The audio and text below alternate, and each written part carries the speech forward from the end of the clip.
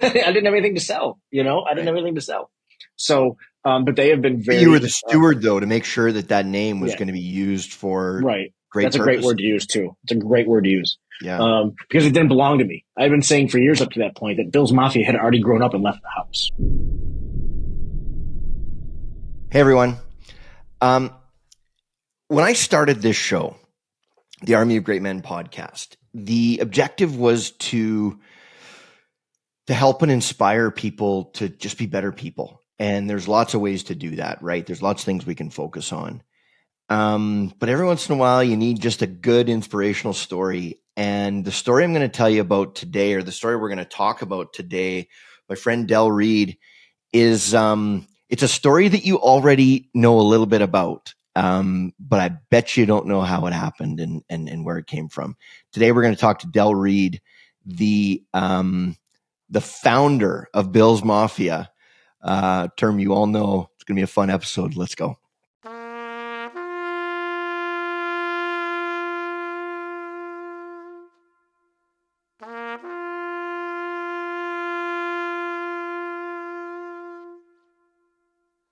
Del, how you doing, man?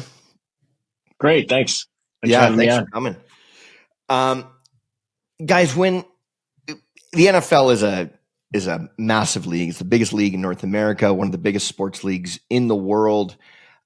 When you talk to people, I don't care what team they're a fan of. I don't care. And it's the casual fan, the diehard fan, whatever. I don't care if you cheer for the Dallas Cowboys, the Jacksonville Jaguars, Minnesota Vikings. I don't care who you cheer for, who you follow.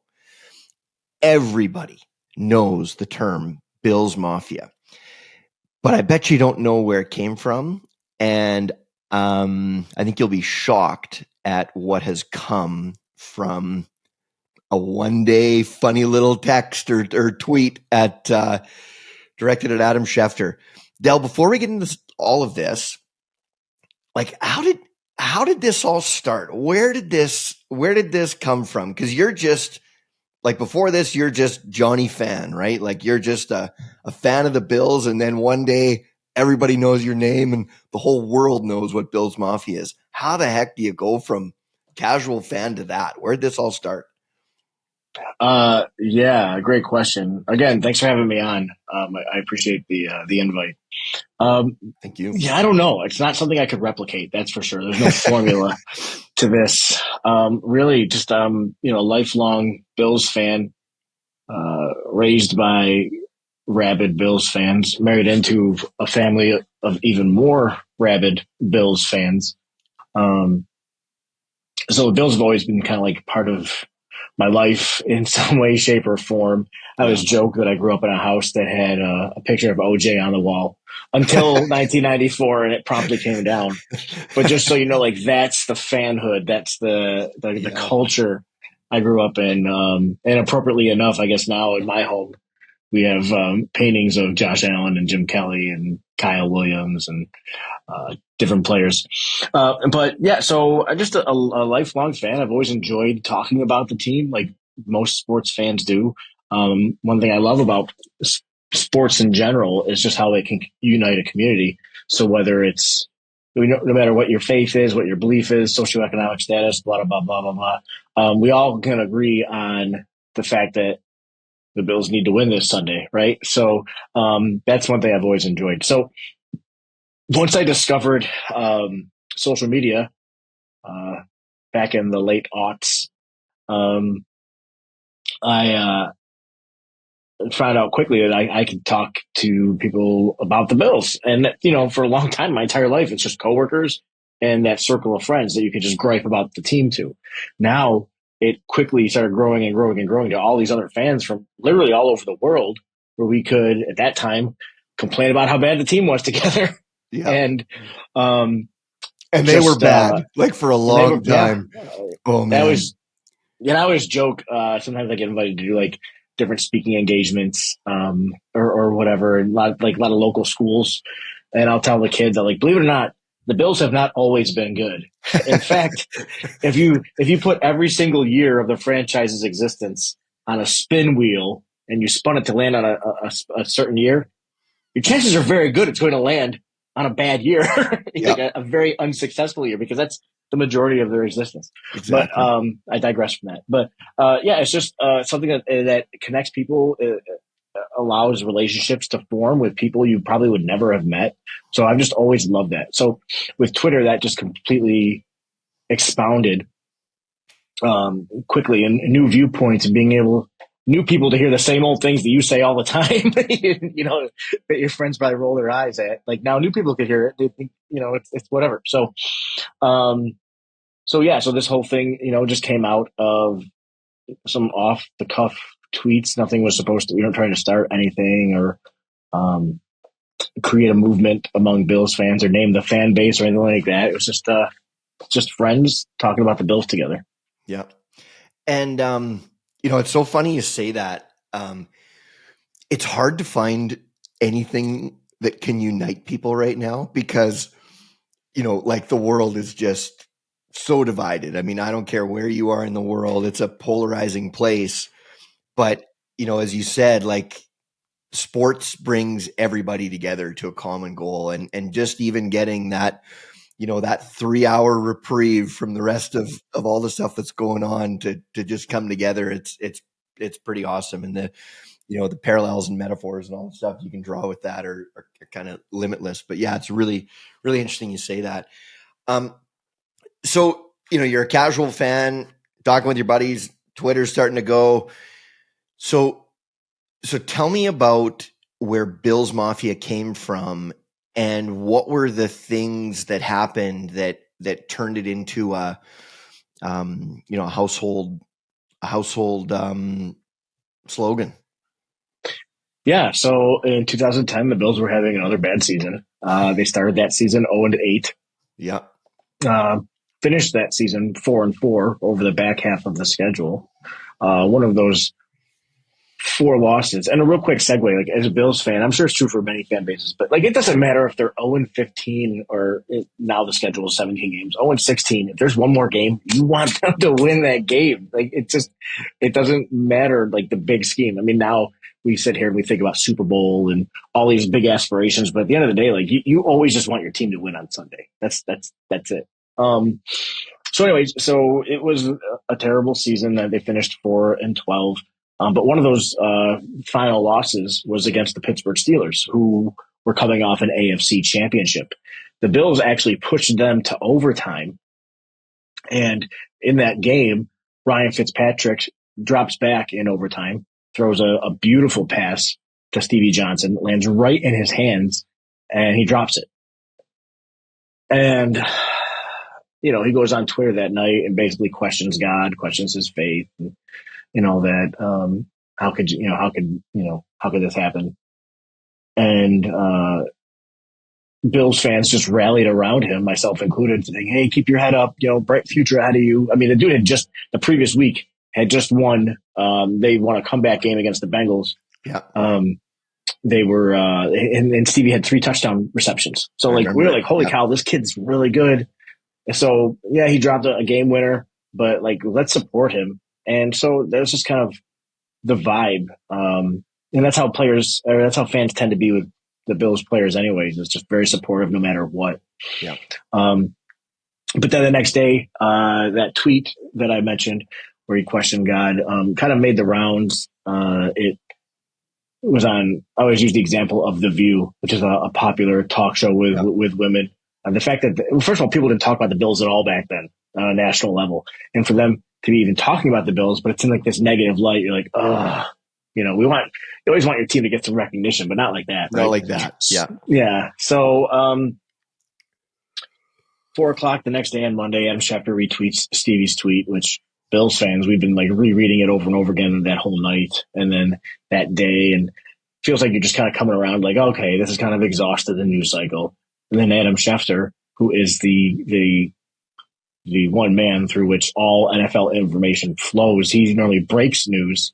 Yeah, like he would be like the number one guy in the whole league in terms of breaking news, and like anybody who follows the NFL knows who Adam Schefter is. Yeah, right. So for him to retweet that a day later, it's just like it felt like he was piling on. Yeah, I'm sure he wasn't, but we're a sensitive bunch, Bills fans, and so we started like out of nowhere. All of a sudden, he retweets us, and everyone's like, we just got through this. Now you're sharing it. And so a bunch of us that had met each other over the previous year or two on Twitter started teasing him. And it was Breon Harris, a fellow Bills fan, now Bills Mafia co-founder with me. He created a hashtag called Schefter Breaking News. And a bunch of us just kept using that hashtag. And that was fun back then in early Twitter days when somebody would like create a hashtag and it would go a little viral. And then everybody would start like kind of like tagging on their little jokes with it. So people were like, like, I don't know, some old news item, whether it was, President Kennedy shot, hashtag Schefter breaking news, stuff Right. like that. Beatles broke up. Yeah. Yeah, Beatles broke up, Yeah. hashtag Schefter breaking news. And so we're just doing that. We're tweeting at him. And I always say, like, I promise, like, we were not being like nasty. Not that I saw, like, nobody was. Oh, you're just having fun. Yeah. Twitter's a pretty toxic place these days, but, as far as I know, nobody was dropping F bombs on Adam or calling him mean names, but I don't know. So anyways, he ended up blocking the bunch of us that were teasing him about it. And to my knowledge, that was the first time I was ever blocked by somebody on Twitter. Because at first you're like, that's a pretty good place to start. Yeah, but it's like, dang, like I gotta get my news.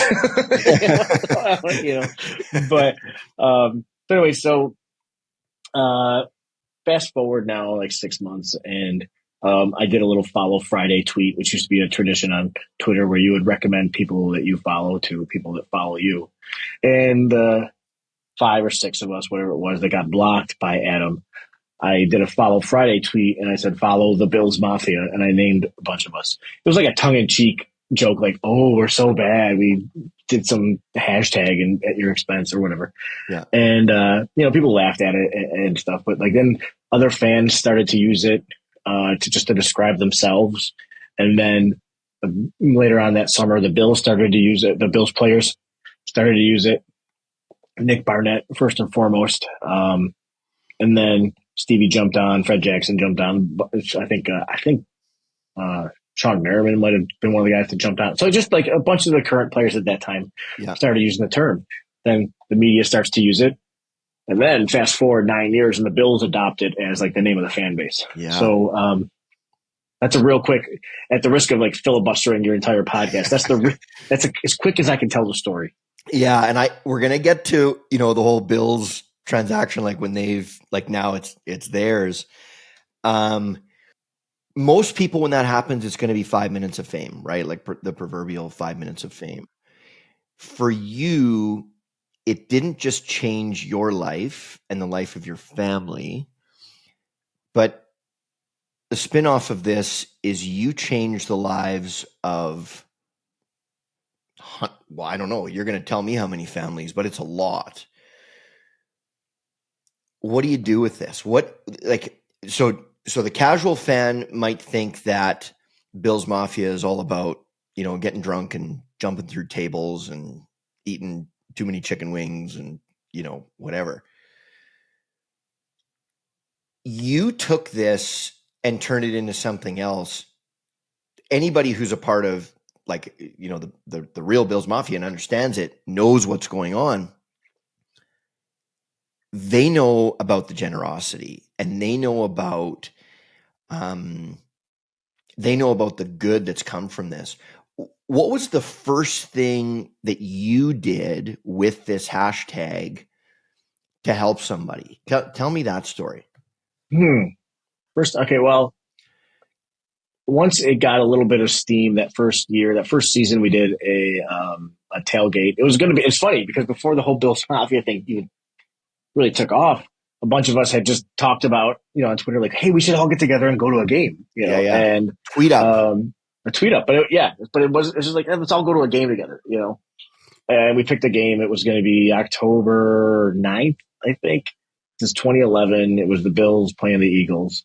Yeah. And then the Bills Mafia thing took off. We're like, hey, let's make this like a Bills Mafia thing. Because the few of us that were kind of organizing it were the ones that actually had started the Bills Mafia. But the two things weren't supposed to be together. But so anyways, so we did that first tailgate that year. And I think we did like a 50-50 to support Roswell. I worked at Roswell Park. It's a local cancer hospital here in Buffalo. And then that next year, in 2012, we did it in a bigger space, Hammer lot, had a whole area of the lot assigned to us. And we got donations and like for like local businesses gave us like gift cards and different things. I mean, I think we even had some players donated some things, some local, vendors and stuff. Fans, someone said, "Hey, I got a signed so and so jersey. Can you use it?" Sure. So we did a basket raffle and we raised some money for Roswell. And I think that's when it started to realize we all started to realize like there's something here to this. Like, we have attention. Yeah. Let's do something productive with it. I should say that first year, forgive me, when Bills Mafia first took off in 2011, Breon reached out to me and was like, "Hey, should we do something with this or just, what should we do, if anything?"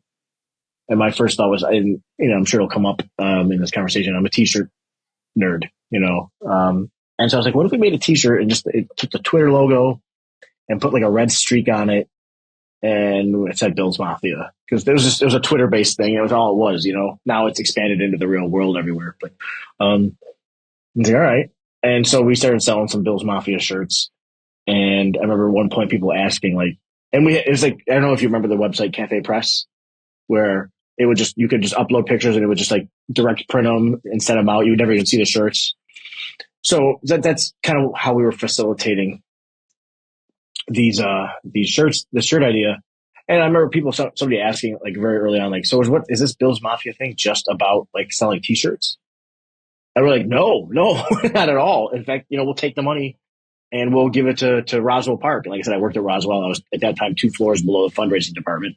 So it was real simple for me to go up there and say, how do I do this? What's the easiest way?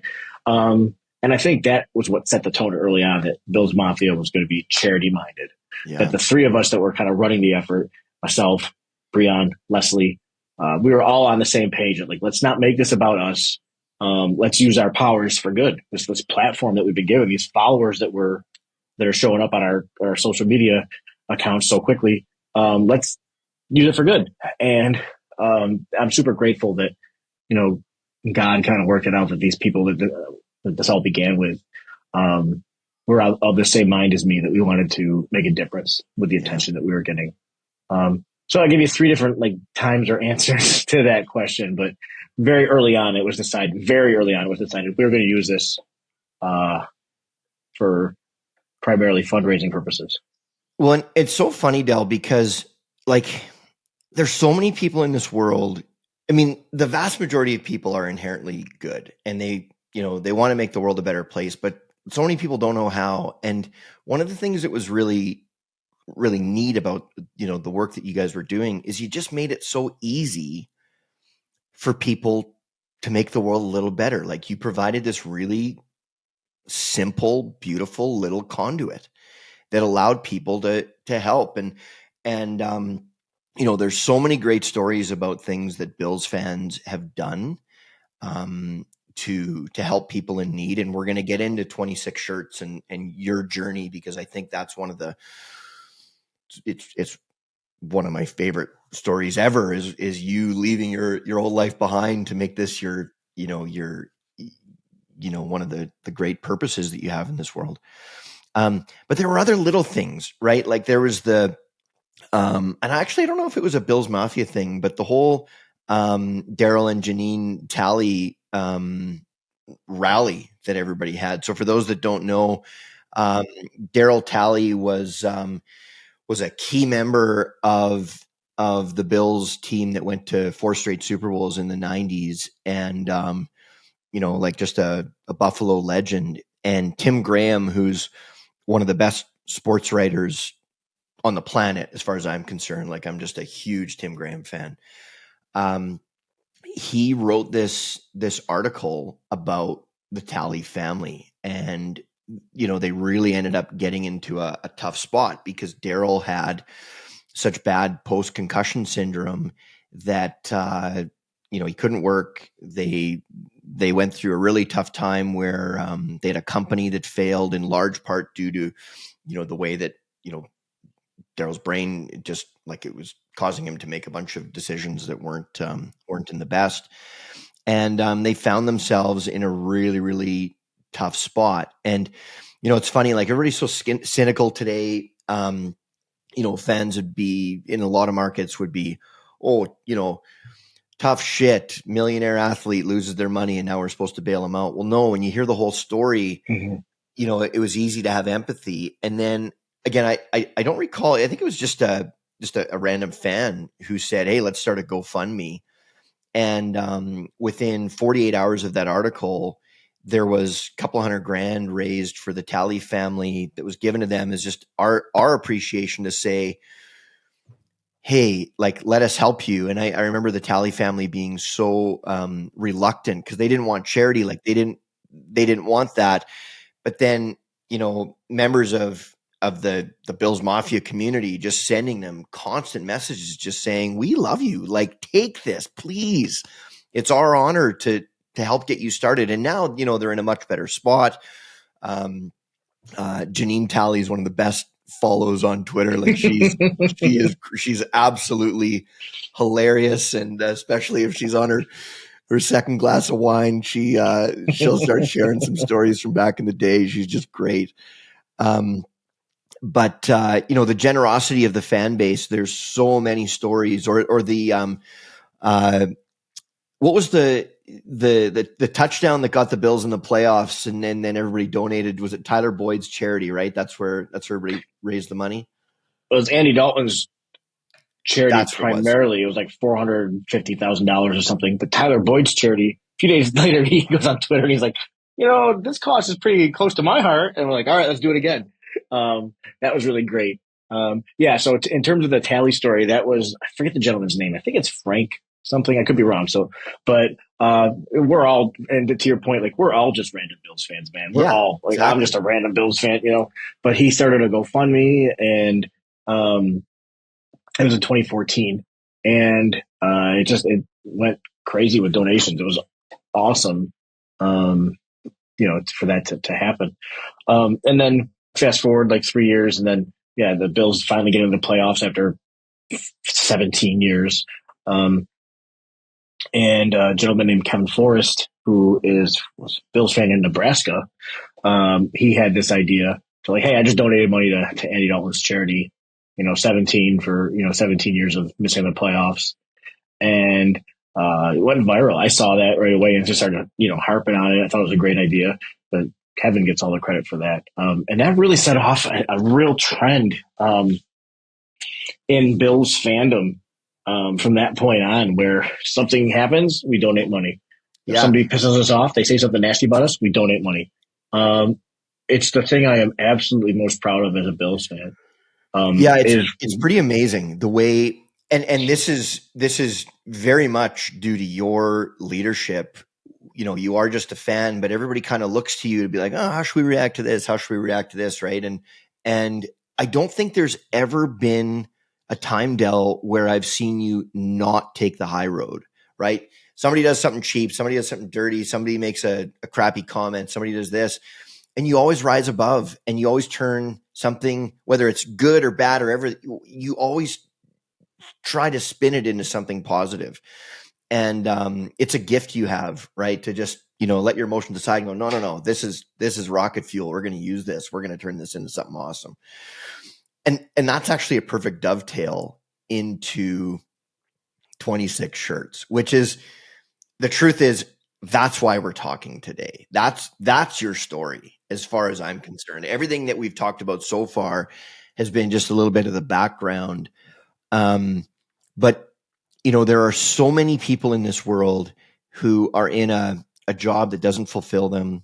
It's just, their 9-to-5 grind.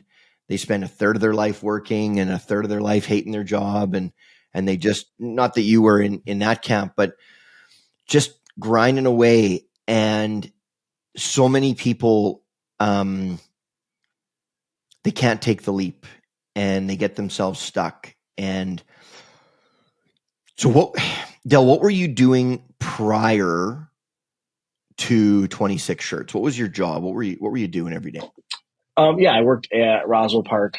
Now it's called Roswell Park Comprehensive Cancer Center, Roswell Park Cancer Institute, and I worked there.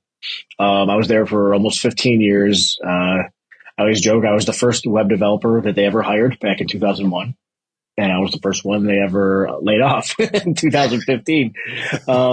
Just one of those internal dynamic things with teams merging and stuff. But when I had gotten laid off from Roswell, I had been working in their, ironically enough, the fundraising department, which, 4 years earlier, I had gone out there and asked them how to donate money and everything. Yeah. I was working kind of embedded in that department, working on a lot of their fundraising websites and efforts and stuff like that. But also just like in that mindset, in that area, around those people who are doing that all professionally. And I got laid off. They said, I was encouraged to apply for a different position at Roswell. It was a union job. So it's like, hey, this position's open. We would encourage you to apply for it. But at that point, 26 Hertz was 2 years old almost. And I always describe it as I felt like I was driving to the wrong building every day.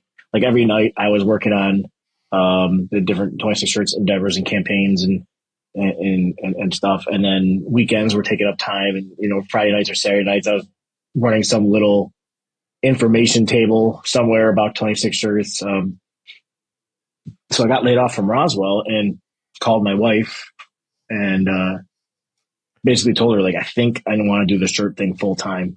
I think, I don't want to apply for this other position at Roswell. I want to do this full time. And she said, all right, well, she's out of town at the time with our kids in summer vacation time. She's with my sister-in-law. And she's like, just wait till I get home and we'll talk about it. And I sort of waited till she got home. We talked on the phone a bunch while she was gone, but ended up joining the T-shirt company that was the engine that was running 26 Shirts as a 50% owner. It was I always describe it as like a smaller boutique kind of operation. Yeah. Dan Giganti, who owned it, he owned another business. So for the two of us, it was kind of like a hobby thing. Yeah. But he brought me on as a 50% owner. Basically, I'd put in the sweat equity at that point. 26 Hertz had taken over everything that the company was doing. And it's funny, he talked about Leap and all that. And I'm at his house for dinner that night. I got laid off because, again, like I said, my family was out of town. And he has a magnet on his fridge that says Leap and the net will appear. And just that's always stuck with me my whole life since. But yeah, so part of my severance from Roswell was I got 1 year of health insurance. I know you're Canadian and American. In America, that's a very big deal. Yeah. And at the time, my daughters were 12 and 9.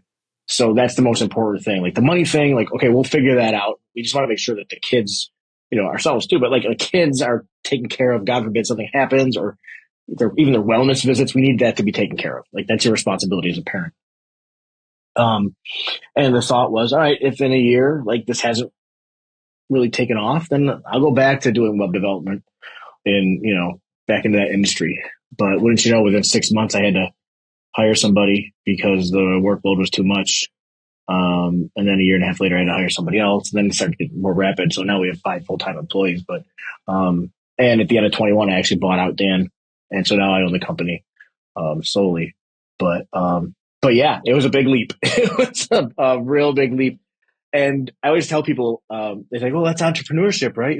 I always say, I'm not an entrepreneur. I'm a one-trepreneur. Like, this is it. This is the one thing. Like, this is an idea I had that was embraced by, fellow Bills fans. They get all the credit for the donations that we've made. For those that don't know, for every shirt let's go over the business model. Let's explain it. It's so cool. It's such a, like, I'm sure there's other companies like it, but I don't know of any. Like it's such a cool concept. Like, how did it start? What was the first shirt you did and why? What was the story? Yeah. So in late October 2013, a gentleman reached out to me. He was doing an online raffle of an autographed Mario Williams jersey, which at the time was a big deal, that he won from Summer Sanders, who's a U.S. Olympian swimmer, gold medalist. Right. And I'm not even like a big memorabilia guy, but like there's something significant about like at that point, the highest paid athlete in Buffalo sports history. And you won it from a gold medalist who's a Bills fan. Like at least there's a story there, right? Cool. It's not like, oh, yeah, I got the signed jersey I got off eBay and now I'm trying to raffle it off. Like, there's a story. So I was like, all Yeah, right, man. Like, so what's your story? Why are you trying to get rid of this? Because I look at your Twitter bio. You're obviously a Bills fan. So he goes on to tell me about how his daughter, who was 2 years old at the time, has a condition called retinoblastoma, which is eye cancer. He okay, had two daughters, younger than mine, but they were spaced almost exactly the same apart. So sure. It's hard not to as relate. right, and as every stupid, selfish, self-centered human does, you automatically put yourself in this situation. You're like, well, how Yeah, would I react? How would this, So I'm reading the story and I'm like, just like heartbroken for, they're from Olean, New York, which is an hour or two outside Buffalo. And then they were living in North Carolina, but she was getting treatment in New York City. So I, quickly acquired some firsthand knowledge that like, even if you have the best health insurance, that doesn't cover your meals while you're gone. It doesn't cover your travel through the treatment. All that, like that's all part of it. It doesn't count for the time that you're going to miss work, to take care of your child or for yourself. So I'm reading this story and I'm in the car before I go to work and just like kind of crying and like, yeah, man, absolutely. I'll share your raffle. And in fact, next time we do something with Bills Mafia, some special sale or product, I'll give you the money from it. Because earlier that year we had done a couple different little products just to help people in the community, just to figure we wanted to do something. And a couple days later, it's Monday night, and I used to go to a men's Bible study accountability group, and there's like 5 or 6 of us in the room, and we're just like sharing. We just share life and what's going on, talking about this family, and thinking like I feel like I've got an audience now, just a couple years into Bills Mafia. I feel like I have this audience. Like I can do something productive with it. Like this kind of like landed in my lap, this audience. Um, and I said, I think I could sell a different shirt like every week and help a different family. Cause there's certainly enough families out there that need help.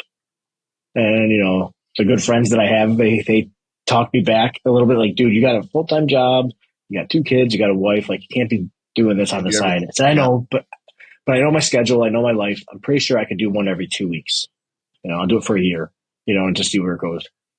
My buddy Jake, he's sitting on the couch next to me. I still remember it clear as day. He looks at me and says, dude, that's like 26 shirts. And I was like, I know, but I think I can do it. I know enough people, different artists at this point, and I know the audience because Bills fans, even in the middle of the drought when we started this, like we're rabid. It doesn't oh matter if yeah, they're undefeated or they lose every game. Like we're wearing our stuff. So, yep.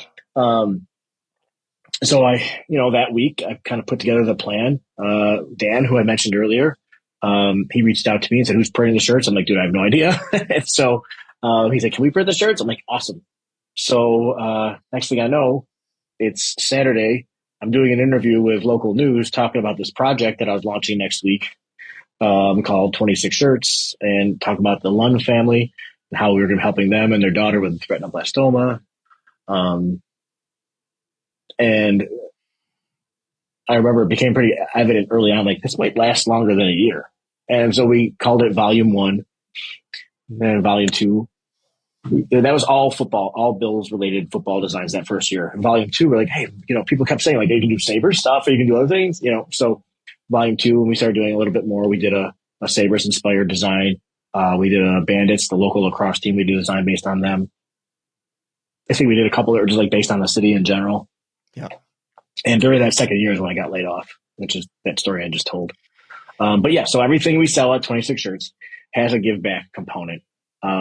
Depending on the product, now it's more than 26 shirts and more than shirts. It's every kind of product you can think of, but like everything either gives an $8 donation or 8% donation, depending on the product and the margins and And everything.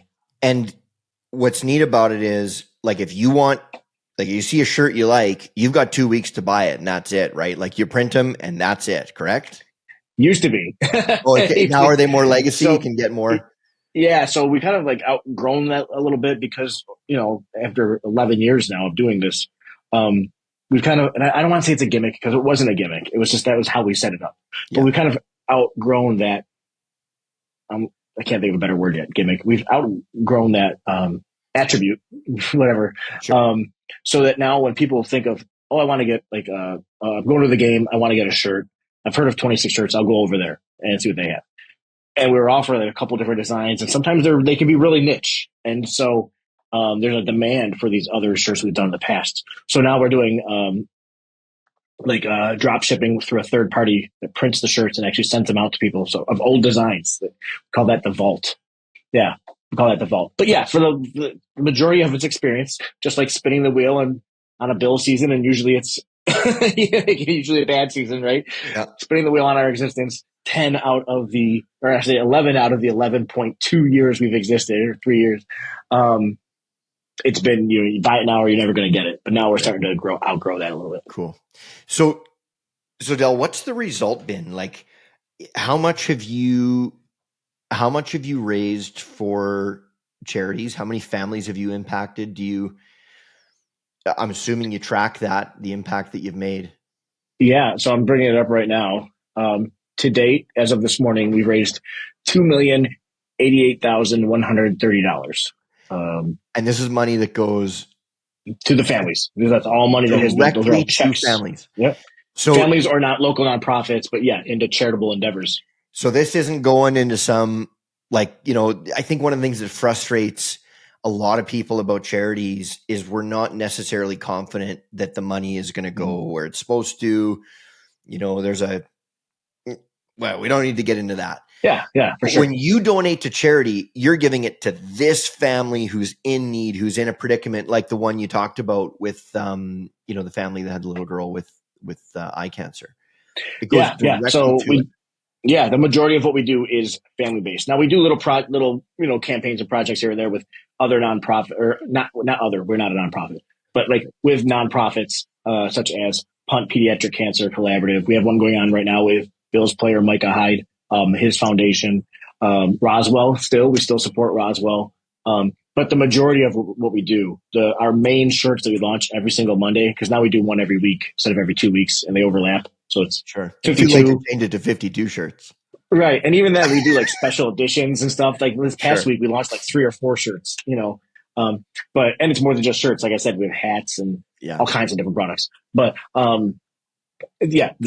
those Monday shirts, which is the primary thing that we do, $8 from every shirt goes to a family directly. It goes right to the Jones or the Smiths or whomever. That's why we exist. And there's all this thing it grew out of is like, I love the Bills. I love people. I love helping people. I love the idea of being able to do something for somebody. And t-shirts are the best way to do that because Bills fans are rabid, and we're just, we can keep putting stuff out and people will keep supporting what we do. It's huge. It's very humbling to think of how you have an idea and somebody will say, that's a good idea. I want to be a part of it. And to see it come together like it has. It's so funny, Del. I was in sales management for a couple decades. And the first thing I would always ask people is, like, if I was working with somebody new, if I was managing somebody or training somebody new, the first thing I asked them every time, what do you love? What are you the most passionate about? And like, I don't care if it's model trains. Like, I don't care what it is. It could be the most, like, something that you think would be the most insignificant thing. What do you love? And then we're going to build your business around what you love. Mm-hmm. We're going to build it around that. We're going to build how you network, how you get out there, how you do this, because life is too short. Life's too short to ignore the things you love. It's too short. Yeah. And when people do things they love with people they love for people they love, that's when the magic happens. And the money will come. Like, don't worry about it. The money will come. And it's a hard thing. I mean, like, when you're talking about all this, you're not some third generation rich kid, like you've got a mortgage and you've got 2 little ones, and like I'm not a first generation rich kid. Exactly. Right. Like this requires some faith, and like, I would never recommend anybody just quit their job and start fresh with something. But sometimes God in the universe starts yelling at you, and a lot of us will just, we'll cover our ears and try to ignore it because it's too scary. But if you I mean, yours is one of the best stories I know like this, but there's millions of stories of people who just they say, "Okay, I'm going to leap. The net will appear," as as your friend's sticker on the fridge said. I'm going to leap. The net will appear. I trust you, God. If you're telling me, if the universe and God, like if you're all screaming this loud with me, there's a reason for it. And maybe it's time to listen. And for the sake of those, how many families benefited from this? The 2 million you've raised. Let's see if I'm looking at it here. We've done a lot of scrolling. It looks like over 850 campaigns. Now that's not all families, but the majority of that is families. So Like I feel comfortable saying over 700 families. These are families whose lives are different because you had the courage to take the leap and had the foresight to go, okay, God gave me a gift here that started with a silly Schefter breaking news tweet, right? Like when you look back at the path that it all took, the hindsight, it looks easy, but at the time, like nobody could have predicted that this is where it would go, but it did. And it's amazing. And now, so over 800 families are different because of that. But not only that, millions and millions of fans around the world who actually take the time to understand that Bills Mafia is more than just about jumping through a table. God only knows how many other people it inspired to go, well, maybe I could do something different. Maybe I could help somebody. Maybe I could give a little to this or give a little to that, right? And times are tough. It's hard to give, but when you do, you always get back more, right? You always get back more. Only every time. Only every time. It's funny, you said something earlier, like the money will come. And that's what I've always said, like if you follow your heart, and you time it correctly and you do it wisely. Don't just, like you said, don't just quit your job and go do something. But like if you got to it's put some thought into it. Because if it's something that you feel called to do, like you're going to put all the effort in. Like that's one thing. Like I'm pretty gray these days. Pretty sure if I stayed at the previous job, like I would not have as much. But there's been a lot of late nights, a lot of early wake ups, a lot of middle of the night wake ups, realizing you forgot something or you had to do something or just you wanted to stress out about it. Just sleep's not good enough. I'd rather just be awake and stress. But that it's worth it all, and you put the time, you put the effort, you put the energy in. You can't. I wouldn't trade it for the world. I wouldn't trade those sleepless nights for anything. I joke about it sometimes, like in the early days, first few years I was doing this full time. I would joke how I would black out and suddenly find myself in front of my laptop on like Indeed.com or Monster.com looking at jobs because sometimes like that stress, that gravity. But then every time you're like, knock it off, wake up, come on, get back into it. You're doing what you're supposed to do. Those. But I always say, like,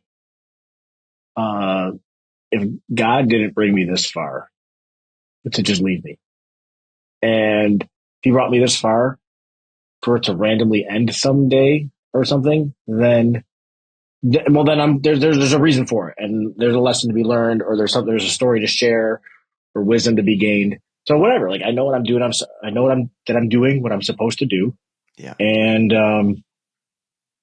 we'll see where He takes it. It's so cool.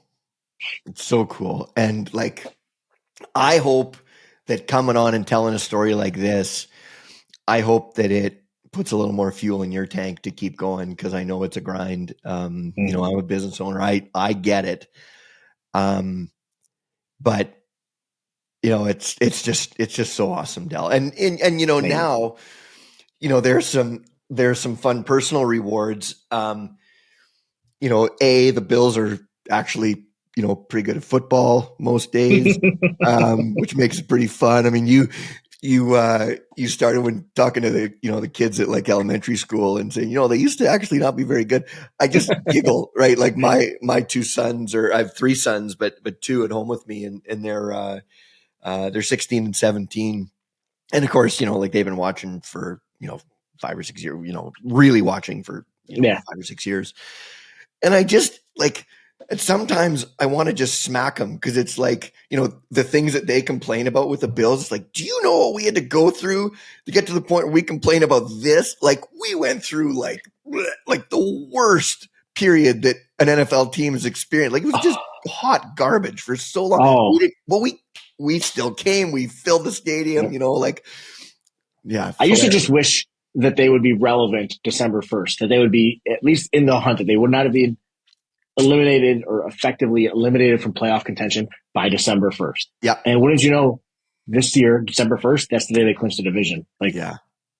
But I just wanted, just keep me engaged. Just keep me engaged. Like, I'm not expecting the world from you. Just keep me engaged. Make it, give me hope. And I know you're going to break my heart, but, string me along a little bit, and now you're right, though. We are pretty spoiled based on the past, 5-season success, which is the natural order of things. And that's fine. But it is fun to think about that there's kids in grade school who only know the Bills being good. Like, all of their cognitive, years, they've only been good. God bless those kids. Yeah, They'll learn. Sure. They'll learn. It's like circle of life. They'll figure it out. But I hope they never learn the way we learned. Yeah, well, that was a tough lesson. 17 years in a row. But yeah. Del, a few years ago, there was I don't know if you call it a transaction or something, but the Bills, the team itself, approached you about the Bills Mafia brand. Can you tell that story? Can you talk about that? Yeah, so it wasn't a transaction because I didn't own anything. People say, why didn't you trademark it? I'm like, has the name Bills in it. You can't just trademark, Walmart fans or you're in Canada, right? The beer store dudes, right? You can't, exactly. You can't do that. And so, the Bills already had, it was already derivative of their term. They could use it. But, to their credit, they approached me back in 2020. And they said, "Hey, we're ready to adopt, Bills Mafia. We're ready to accept it." Because honestly, I thought they never would, just because it's such a loaded name, Mafia and everything. But I think that's why people like it, because it's got some edge to it. Nobody wants Bills Mania or Bills, I don't know, whatever. But so they approached me and they said, we want to do this. And my biggest concern was that it not become just some kind of marketing term that they just beat the snot out of for a couple of years, sell a bunch of, merchandise and then ship it off. Yeah. Because we had built a community. It was a community of fans that, and everybody knew the term Bills Mafia. I mean, talk about the Andy Dalton thing and all that. There's no way you're escaping that term. That was the name of the fan base at that point. Yeah. But the Bills were all right, we're ready to embrace it. And so they brought me in. I had some different meetings with Ron Rakuya, the then vice president, eventual COO. Now he's left, but him and Kim Pagula and Jason Sanaraja, who's no longer with the team as well, but he was one of the VPs, and they were very receptive to my concerns. Very receptive. They knew that I wasn't a shyster. I wasn't trying to make money off of them. I wasn't trying to exploit their business. My goal was to take the fanhood and the love that we all have for the Bills and do something constructive with it and to celebrate it. And so they've been very responsive in that respect. People, oh, you got paid. I didn't get paid. I didn't have anything to sell. I didn't have anything to sell. So, but they have been very. You were the steward, though, to make sure that name was going to be used for right. Great That's purpose. A great word to use too. It's a great word to use. Yeah. Because it didn't belong to me. I've been saying for years up to that point that Bills Mafia had already grown up and left the house. Yeah. And I was so focused on my 26 shirts efforts at that time. Well, still, it would have been disingenuous for me to suddenly now start saying, well, Bills Mafia it's mine. No, I've already said it belongs to everybody. Yeah. So, and at that time, my concern was just making sure that 26 shirts, nothing affected that. I didn't want, and they're supportive of those efforts too. Last year, 26 shirts, we got to do Give 716, which for those that don't know, Give 716 is an annual thing that the Bills and Sabres do together because they're owned by the same family. Yeah. To raise money for all different nonprofits in Western New York. Oh, cool. all different nonprofits can apply for it, and then I can give to their Give 716 site and donate through either the Buffalo Bills Foundation or the Buffalo Sabres Foundation to my chosen charity, and then they provide incentives like shirts, signed helmets, all that stuff. So we got to actually design the shirt this year, which was a huge endorsement from them to say, we completely sign off on what you're doing. And they know that what we're doing is legit, and it comes from a heart of authenticity. So we got to design the shirts, which is an honor. We got to handle all the fulfillment. We actually took over all the fulfillment for all the incentives that they had, all the signed jerseys and helmets and footballs and whatever else there was, hockey pucks, lacrosse balls. So it was great. So the whole Bills Mafia adoption by the Bills just opened up the doors for new opportunities in my relationship with them. And 26 Arts is a part of who I am. So it's been great. They've been awesome to work with. I never thought, like, my favorite worldly thing, the Buffalo Bills, like for those doors to open up is just a huge deal, and you can't put a price on it. Like, being able to work with the team, like, it's never been about money. Obviously, if we're not here, we don't help anybody, so we have to be responsible with what we do in the business. But, like, not about money. Yeah. As this business grows, it's not how much profit can we increase, but, like, how much more can we give? How many can I create another job? Can I create another job here and rescue somebody else from that corporate monster and work at what I hope is a really cool place to work? So, I'm kind of rambling on now, but no, it's been awesome, a fun couple of years. It's been a fun few years. Yeah. Yeah. Del, before we turn the camera on, I was asking you if you'd ever seen there's an amazing speech by Steve Harvey. And for those who haven't seen it, it's just him talking to the audience of Family Feud before the show starts. And he gives this speech. It's a 6-minute speech. And he talks about, sometimes the universe starts screaming at you. God's telling you it's time to go.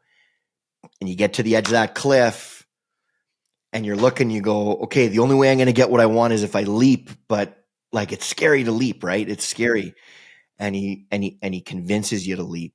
And I would strongly encourage everybody to get on the Google machine and type in Steve Harvey leap speech. It's awesome. Every time I see that speech, and I've lost count of how many, but every time I see that speech, you're the first person I think of. And it's so inspiring, man. It's so awesome how it all works. And I say all the time that, God doesn't work in the way we ask him to necessarily. No, right? Absolutely not. And if you think you know more than God, I don't know a higher form of arrogance than thinking that you know more than God knows in terms of what's right. But it's hard to surrender to him, right? It's hard to just surrender to the outcome and go, okay, I'm going to just keep doing what I'm doing for the right reasons and with the right people and doing all those things. And then just trusting it's going to get there. It takes some real faith, and you are that personified. Like, you just walk around, your faith and your actions couldn't be more in alignment. And it's so inspiring because it's so hard for people to wrap their head around, but you do it every day. And the result isn't just that you got few more gray hairs. I got a couple too. But the impact you made, the trade that you made with those gray hairs for what it did for your family, the 800 families in the community that you've impacted, the number of people worldwide that you've inspired, like, you just go down the line and it's like, yeah. Well, kind words. Thank you. I mean, I've got a great God. Awesome. I've got a great wife behind me, who believes in me, believes in this idea, isn't afraid to check me, which, we all need that. She's not afraid to check me, like, knock me down a peg, which is good.